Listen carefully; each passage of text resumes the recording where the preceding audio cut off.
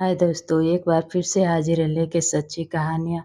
दोस्तों, आपको जैसे कि पता है कि सावन का मास चल रहा है, इसलिए शंकर जी की एक कहानियाँ सुना रहे हैं। आपको ज़रूर पसंद आएगी। अगर पसंद आएगी तो लाइक, सब्सक्राइब और कमेंट ज़रूर करें।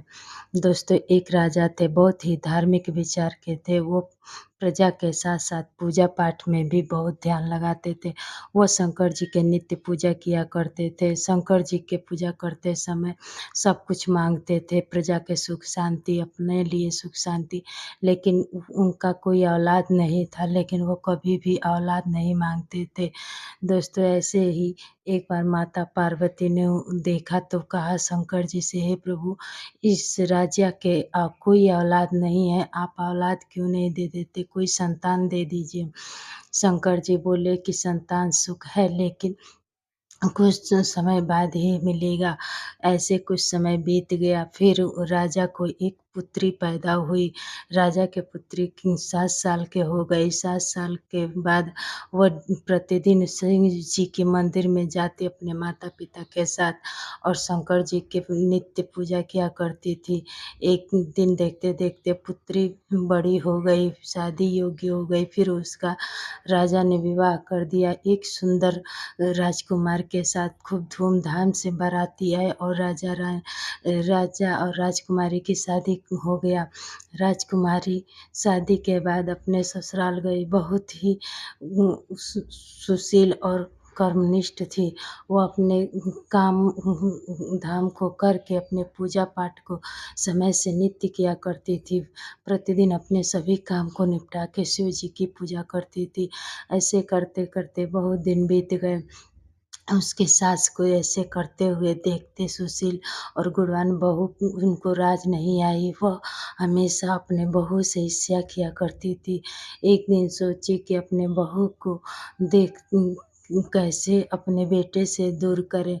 अपने एक बिस्तर के नीचे एक घड़ा फोड़ के रख ली और उस पे लेट गई। जब पुत्र आए तो अपने पत्नी से पूछे राजकुमार कि मेरी माँ कहाँ है? राजकुमार के प्रश्नों को उत्तर देते हुए रानी ने कहा, आपकी माता सोई हुई हैं। राजकुमार कहे, ठीक है, कोई बात नहीं है, वो जाके पूछ लेता हूँ माँ से क्यों सोई हैं। जब अपने माँ के पास गए तो माँ से पूछे कि माँ क्यों आप सोई हैं, कोई परेशानी है? माँ करवट बदलते हुए बोली, हाँ बेटा। जैसे ही करवट बदली वैसे सारे कड़ कड़ कड़ कड़ की आवाज़ आई, मानो कि सारे शरीर की हड्डियाँ टूट गई हों। राजकुमार ने पूछा, माँ ये क्या हो गया? क्यों आपकी हड्डियाँ टूट रही हैं? माँ ने बोली, बेटा मुझे यही एक बड़ी समस्या हो गई है। मेरी शरीर की सारी हड्डियाँ टूट रही हैं।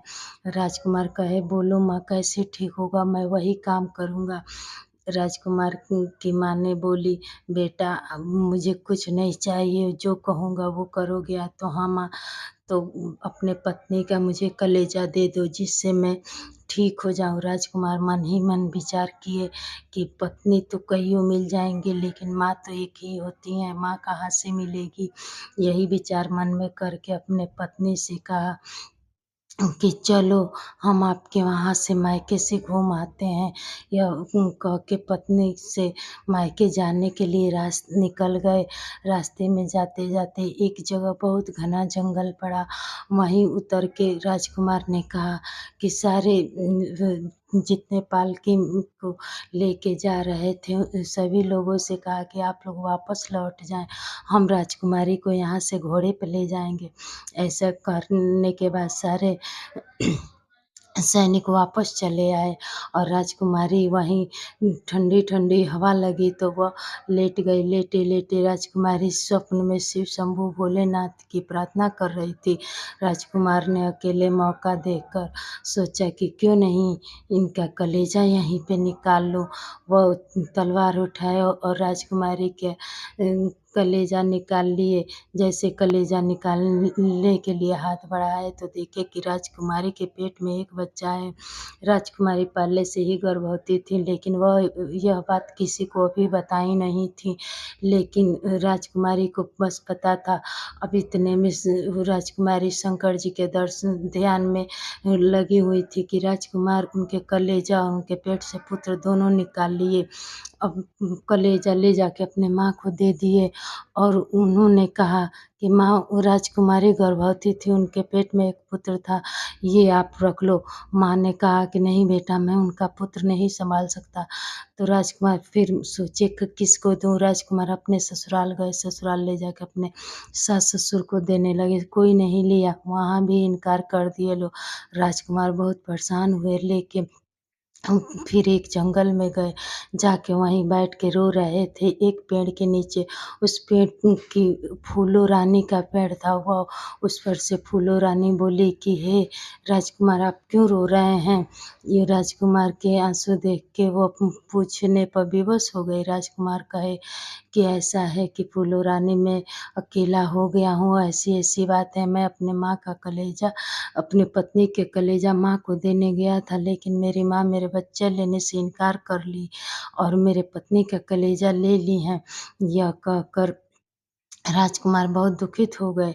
फूलो रानी ने कहा कि यह बच्चा हमें दे दीजिए, ये इस पेड़ पे बच्चे को रख दीजिए और इसी का वृक्ष का कपड़ा पहना दीजिए। यह कहकर राजकुमार वहीं पे बच्चे को रख दिए और चले गए। लेकिन राजकुमार प्रतिदिन आके अपने पुत्र को देखते। जब 12 साल का हो गया पुत्र, तो उस वृक्ष से नीचे गिर गया और राजकुमार उसे सँभाल लिए।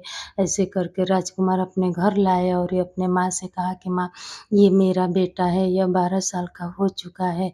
माँ ने कहे माँ, ये अब हम लोग के साथ ही रहेंगे।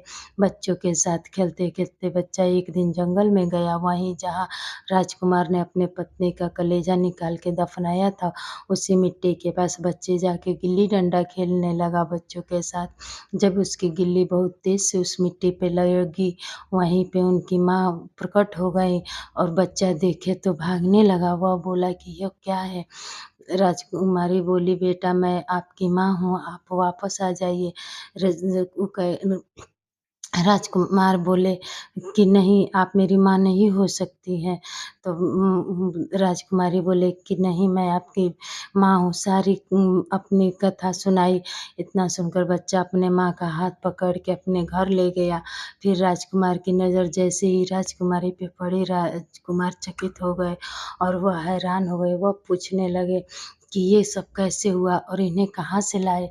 तब पुत्र ने बताया कि हे पिताजी, मैं इन्हें जंगल से लाया हूँ। ये मेरी माँ हैं, आप इन्हें दफ़ना दिए थे मिट्टी में। राजकुमार सुन के शर्मिंदित हो गए और कहे कि ऐसा आपने क्यों किया? सारी बात बताए। राजकुमार ने अपने बच्चे दादी के बारे में सुन के बहुत क्रोधित हुआ, कहा कि आप अपने माँ के साथ रहिए, मैं अपने माँ को लेकर यहाँ से चला जाऊँगा। राजकुमार ने हाथ-पैर जोड़ लिए, कहे नहीं बेटा, अब मैं अपने माँ के बारे में सब जान चुका हूँ। आप और हम और आपकी माँ एक साथ रहेंगे। अगर इस घर से कोई जाएगा तो मेरी माँ जाएँगी। ऐसा कह के राजकुमार अपने माँ को घर से निकाल दिए और अपने पुत्र और पत्नी के साथ रहने लगे। कि वो राजकुमारी को पूछे, आपकी जान कैसे बच गई? आप तो मृत्युलोक को प्राप्त हो गई थी। तब राजकुमारी ने बताया कि जब मैं शंकर जी के ध्यान में थी, तो आप मेरे वध करके मेरे कलेजे से कलेजा निकाल लिए मेरे शरीर से। इसी वजह से मैं जीवित रही कि मैं श्रावण मास में शिव जी के ध्यान लगाई हुई थी। तो दोस्तों, कभी भी श्रावण मास में आपको कहानी सुनने से बहुत लाभ मिलेगा और हमेशा